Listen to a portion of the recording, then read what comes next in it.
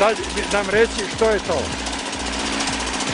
Ovo je rad benzinskog motora na vodu 100%. Znači radi se o čistoj kavitaciji vode, vjerojatno i Stanley Meyer na tom principu radio, iako smo mislili svi da se radilo o vodiku, dakle radilo se o jednoj čistoj kavitaciji sa jednim malim miksom jednog energenta, znači koji je u sasvim minimalnim količinama, koji pospješuje i prvi počima kavitaciju, znači prvi se isparava od vode i kad se taj proces uspostavi, dalje je lančano, znači sve dalje je samo čista voda. Znači razvija se ogromna energija, to se vidjelo ovdje na uspu koliko se zažario temperatura, znači laserski je pokazao 274 stupnja Celzijusa, što znači da voda brzo zakuhava, znači kavitira i na taj način ta energija koristi se ovdje za pokretanje motora, bez obzira da li dizel ili benzin. Znači motor na vodu?